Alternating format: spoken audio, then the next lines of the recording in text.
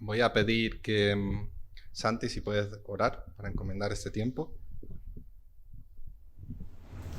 Pues sí, Señor, nuevamente estamos agradecidos porque ahora podemos estar delante de tu palabra, Señor, y queremos pedirte que nos llene también, Señor, igual que esta mañana hemos sido llenos de ti, con tu palabra. Queremos pedirte que toques nuestros corazones, Señor. Ayúdanos a prestar atención a ella, a que cuando tú hablas, Señor, tu palabra, como dice, no vuelve a ti vacía, que tiene un propósito en cada uno de nosotros.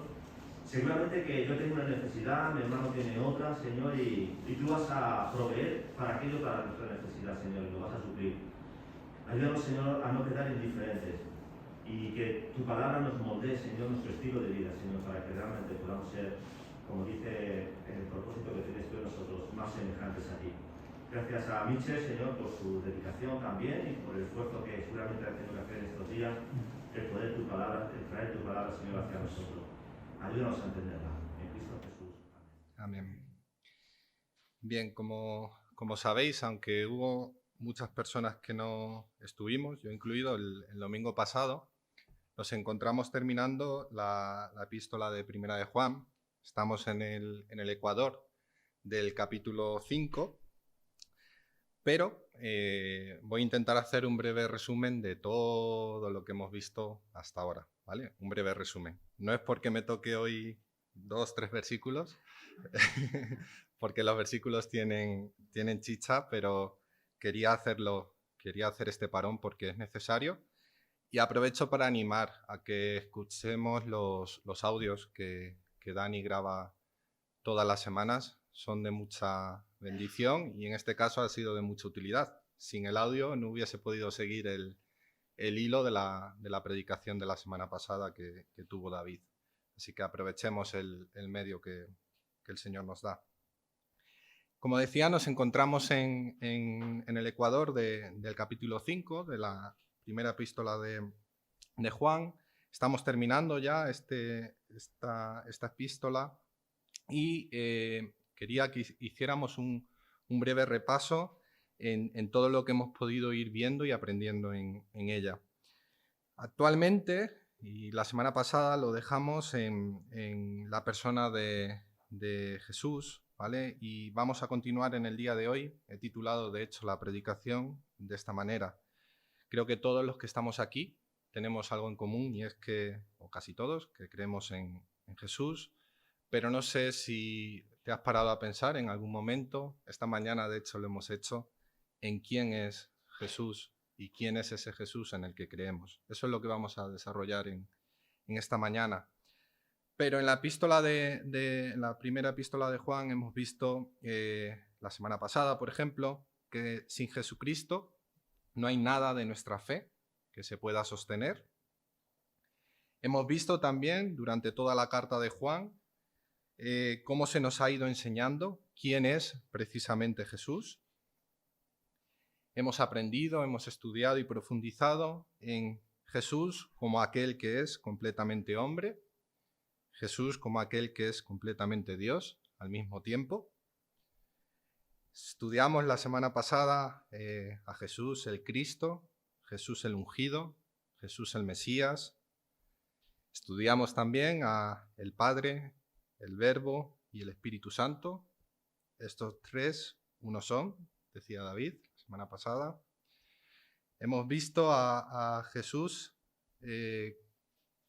como quien ha vencido en la cruz, Jesús siendo completamente hombre y completamente Dios, cómo pasó por el bautismo, cómo pasó por la cruz, cómo resucitó. Hemos visto también cómo los que hemos creído en Él podemos vencer al mundo y hemos vencido al mundo. Hemos visto cómo creemos en un Dios que es real.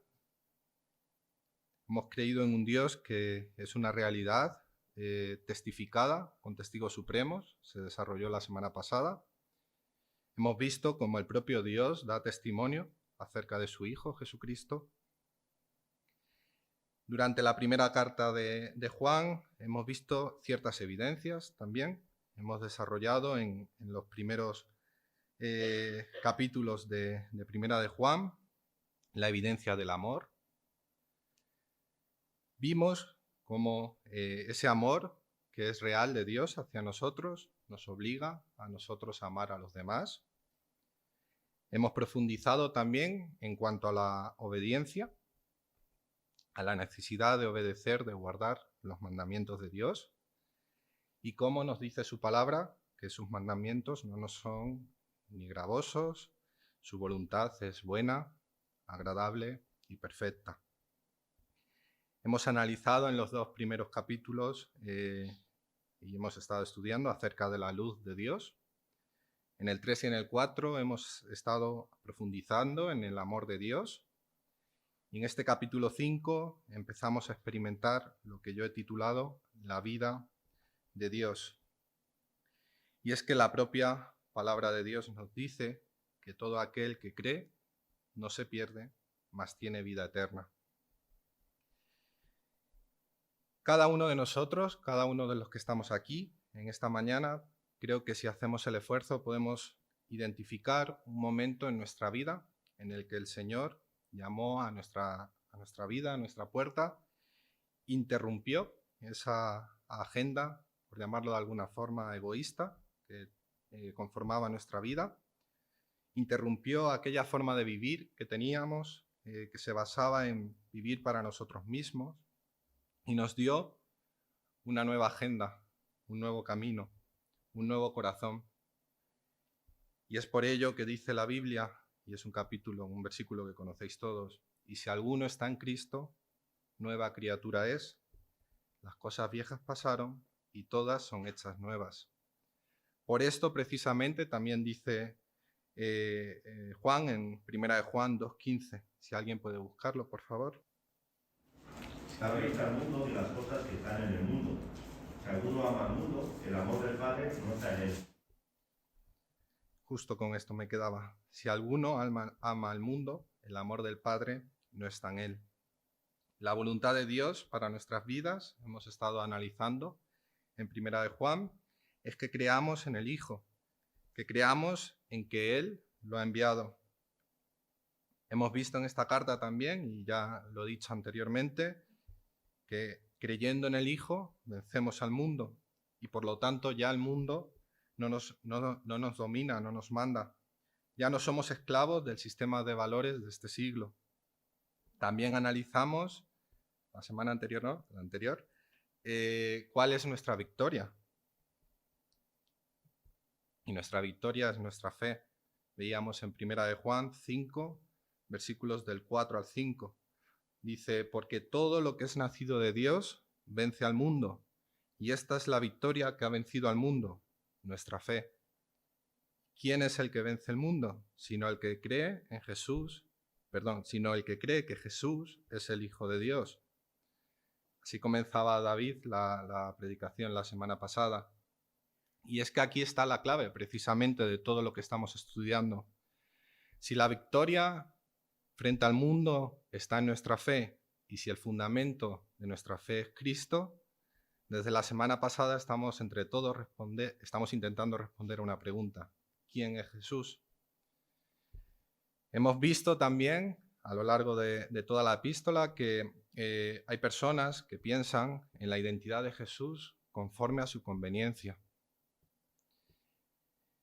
También hemos visto cómo nosotros, espero que hayamos creído en el Jesús de la Biblia, en el Jesús de la palabra de Dios. Si hemos creído en este Jesús, nuestra vida está siendo transformada y seguirá siendo transformada. Dice la Biblia precisamente que solamente hay un nombre debajo del cielo en el que podamos ser salvos. ¿Y este nombre cuál es? El nombre de Jesús. No el Jesús que muchos inventan, no el Jesús que muchos proponen. En definitiva, estamos intentando responder quién es este Jesús. Vimos la semana pasada en el versículo 5 que es el Hijo de Dios, la segunda persona de la Trinidad, de la misma naturaleza y esencia del Padre, aquel que es uno con el Padre, aquel que es creador junto con el Padre, aquel que es desde la eternidad y hasta la eternidad, aquel que es el Alfa y la Omega, aquel que dijo, yo y el Padre, dijo Jesús, uno somos. En el versículo 6 y 8, que así lo juntaron la semana pasada, Juan está hablando de 3 testimonios o testigos que muestran precisamente quién es este Jesús. Jesús, aquel que vino para salvar a los pecadores, de los cuales dice Pablo, yo soy el primero. El Hijo de Dios, encarnado, como hemos visto esta mañana, el Verbo que se hizo carne. El inicio de su ministerio, como todos conocemos, Mateo 3, en el río Jordán, y la consumación del mismo en la cruz del Calvario. El agua del bautismo como testimonio objetivo y externo de quién es Jesús. Como leíamos la semana pasada, este es mi Hijo amado, en quien tengo complacencia. El propio Padre y el Espíritu Santo que descendió lo señalan, lo empoderan. El testimonio, como hemos dicho, que comienza en el Jordán y que termina en el Calvario, la victoria en el Calvario. Aquel que nos ama de tal manera que decidió derramar su sangre por todos nosotros. Aquella sangre que nos limpia, aquella sangre que te limpia de todo pecado. Aquel que dijo, yo soy el camino, la verdad y la vida. El testimonio es el mismo, un Dios que se hizo hombre, que se identificó con nosotros, contigo, conmigo, que pagó el precio de nuestros pecados. Y como dice su palabra, solamente aquel que tiene al Hijo tiene la vida. Una justicia de Dios disponible para todos nosotros, para ti y para mí. Vimos en el versículo 7 y en el versículo 9 que el Padre, el Verbo y el Espíritu Santo uno son. Además vimos cómo había un testimonio abrumador, el testimonio del propio Dios dando testimonio de su Hijo. No solamente se trata de creer en Dios, sino que además tenemos que creer a Dios. Y aquí es donde vamos a empezar en esta mañana. A mí me toca meditar acerca de los versículos del 10 al 12. Dice la palabra del Señor. El que cree en el Hijo de Dios tiene el testimonio en sí mismo. El que no cree a Dios le ha hecho mentiroso, porque no ha creído en el testimonio que Dios ha dado acerca de su Hijo. Y este es el testimonio que Dios nos ha dado, vida eterna, y esta vida está en su Hijo. El que tiene al Hijo tiene la vida. El que no tiene al Hijo de Dios no tiene la vida. Aquí es muy importante, aunque está bastante claro en el pasaje, que analicemos frase por frase lo que Juan nos está relatando. Sencillo, en este primer versículo, en el versículo 10 se nos dice, el que cree en el Hijo de Dios tiene el testimonio en sí mismo. El que no cree a Dios le ha hecho mentiroso porque no ha creído en el testimonio que Dios ha dado acerca de su Hijo. Si tú, si yo, creemos en el Hijo de Dios, creemos precisamente en el testimonio que Dios ha dado acerca de su Hijo, creemos, por lo tanto, que Dios ha dicho la verdad. Pero si no creemos a Dios, si no creemos en Jesús, si no creemos en el testimonio de su Hijo, le hacemos mentiroso. Si rechazamos el testimonio de Dios, si rechazamos lo que Dios nos ha dicho, no estamos creyendo en un Dios verdadero.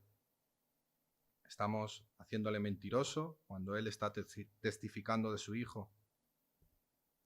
Si alguien puede buscar Juan 14, 16 y otra persona, Hechos, capítulo 2, versículo 38. Vamos a ver cómo una persona, cuando acepta el testimonio que Dios da acerca de su Hijo, acepta a Cristo como el Hijo de Dios, cómo su vida comienza a cambiar en el momento en el que el Espíritu Santo entra en su ser. Para ello necesito leer Juan capítulo 14, versículo 16. Yo rogaré al Padre y os dará otro Consolador para que esté con vosotros para siempre. Hechos capítulo 2, versículo 38. Pedro les dijo: arrepentidos y bautícese cada uno de vosotros en el nombre de Jesucristo para perdón de los pecados, y recibiréis el don del Espíritu Santo. La voz del Espíritu comienza a hablarnos desde el interior de nuestro ser. El propio apóstol Pablo enseñaba de la misma verdad al decir en Romanos 8, no hace falta que lo busquéis, Romanos 8, capítulo 15, versículo 15 al 16. Pues no habéis recibido el espíritu de esclavitud para estar otra vez en temor, sino que habéis recibido el espíritu de adopción, por el cual clamamos, Abba Padre. El Espíritu mismo da testimonio a nuestro espíritu de que somos hijos de Dios. Entonces, en este primer versículo es sencillo. Tenemos dos opciones: creer en Dios, en el testimonio que Él da acerca de su Hijo, aceptar su espíritu, o no creer en Dios, rechazar el testimonio que da el Espíritu, la persona de Cristo, y convertir a Dios en mentiroso, como hacen muchas personas y los falsos enseñadores. Para ello es necesario que conozcamos cuál es precisamente el testimonio, y es lo que hemos visto en el versículo 11 y en el versículo 12. Podríamos decir que podemos resumir el Evangelio en 4 frases. Las acabamos de leer en esos 2 versículos. Dios nos ha dado vida eterna. La segunda frase, esta vida está en su Hijo. La tercera frase, el que tiene al Hijo tiene la vida. Y la cuarta, el que no tiene al Hijo de Dios no tiene la vida. Dice el versículo 11, y este es el testimonio, que Dios nos ha dado vida eterna y esta vida está en su Hijo. Aquí es importante que paremos y pensemos en nuestra vida. No solamente estamos aquí para el aquí y para el ahora. No solamente vivimos por lo temporal, por lo vano. El Señor nos ha creado como seres eternos, dice Eclesiastés 3:11. Él ha puesto eternidad en el corazón de los hombres. Tenemos 2 opciones de pasar nuestra eternidad: vida eterna o muerte eterna. Y lo más complicado de esto es que lo único que necesitamos para pasar nuestra vida como muerte eterna es precisamente nada. Dice la palabra del Señor que la paga del pecado precisamente es muerte. Romanos 6:23, Romanos 3:23, por cuanto todos pecaron y están destituidos de la gloria de Dios. La única esperanza que tiene el hombre sin la intervención divina es de muerte eterna. El hombre carecemos por completo de la esperanza de vida eterna y de la capacidad de conseguirla por nosotros mismos. Pero la Biblia no termina aquí, y estos versículos terminan aquí. ¿Alguien sabe cómo termina Romanos 6:23?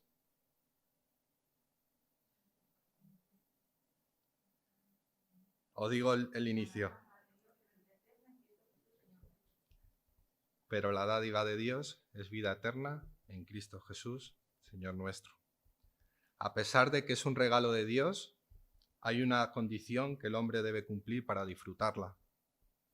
No tenemos acceso al regalo de Dios por cualquier camino. La vida eterna no se encuentra en cualquier rincón, sino específicamente en la persona de Jesucristo, el Hijo de Dios. Y en eso creemos. Solo Cristo salva, solo Cristo murió por nuestros pecados. Como dice la Biblia, justo por los injustos. Versículo 12. El que tiene al Hijo, por lo tanto, tiene la vida. El que no tiene al Hijo de Dios, no tiene la vida. En estas últimas 2 frases, Juan nos habla de los resultados de recibir o no a Cristo. Partimos de esa premisa que acabamos de decir. La vida eterna solamente se encuentra en Él. Solamente tienen acceso a ella aquellas personas que han permitido que Cristo entre en su vida. Si alguien puede buscar Juan 3:16 al 18, por favor. Es un capítulo que casi todos conocemos de memoria. Juan 3, versículos 16 al 18. De tal manera amó Dios al mundo que ha dado a su Hijo unigénito para que todo aquel que en él cree no se pierda, mas tenga vida eterna. Porque no envió Dios a su Hijo al mundo para condenar al mundo, sino para que el mundo sea salvo por él. El que en él cree no es condenado, pero el que no cree ya ha sido condenado, porque no ha creído en el nombre del unigénito Hijo de Dios. Gracias. ¿Veis la similitud entre este versículo que acabamos de leer y el versículo 12? El versículo 12 dice, el que tiene al Hijo tiene la vida, el que no tiene al Hijo de Dios no tiene la vida. En el versículo 17 del capítulo 3 de Juan dice, porque no envió Dios a su Hijo al mundo para condenar al mundo, sino para que el mundo sea salvo por él. El que en él cree no es condenado, pero el que no cree ya ha sido condenado, porque no ha creído en el nombre del unigénito Hijo de Dios. El asunto, el quid de la cuestión está precisamente en esto, en rechazar o no la identidad de Cristo. Y el apóstol en este versículo, fiel a su línea, se muestra tajante. No haber creído en Cristo por medio de la fe, ni haberle recibido en nuestro corazón, supone carecer por completo del regalo divino que hemos visto, que es la vida eterna. Entonces, después de hacer una breve foto de todo lo que estamos viendo en esta carta, yo me preguntaba en esta semana y quería dejaros con estas preguntas. ¿Tenemos a este Hijo en nuestro corazón? ¿Hemos aceptado este regalo que Dios nos ha hecho? Eso nos lo hemos preguntado cada uno de nosotros, o espero, alguna vez en nuestra vida. Pero, ¿quién es precisamente ese Jesús? ¿Quién es el fundamento de nuestra fe? ¿Es aquel Jesús del que el agua testifica, que se quiere identificar con nosotros? ¿Aquel Jesús que la sangre testifica, que murió y dio su vida por nosotros? ¿Aquel que el Espíritu lo confirma realmente como Dios el Hijo? ¿Aquel del que el propio Padre ha dado testimonio? ¿Aquel del que la Biblia dice que en ningún otro hay salvación, sino en aquel que Dios ha puesto como el camino, la verdad y la vida, y que nadie viene al Padre si no es por Él? Este es el Jesús en el que hemos creído. Así que voy a dar gracias al Señor por este regalo.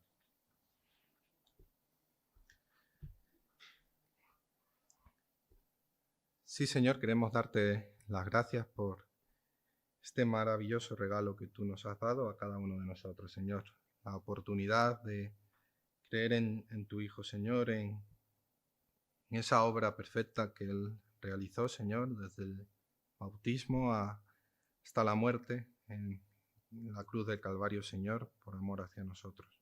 Te pedimos que nos ayudes a vivir en consecuencia, Padre, a entregar nuestras vidas a ti, Señor, a buscar tu voluntad, tu dirección en todo lo que hagamos, Padre. Sabemos que tú eres la única esperanza, Señor, que la intervención divina es la única esperanza para esta humanidad, Padre, y el único camino para tener vida eterna, Señor, y no estar condenado, Señor, eternamente, Padre. Gracias por ese maravilloso privilegio que tú nos has dado y ayúdanos también, Señor, a compartirlo con las personas que nos rodean, Señor, a partir del amor hacia los demás, Padre. Te lo rogamos en el nombre de Jesús, Hijo amado. Amén.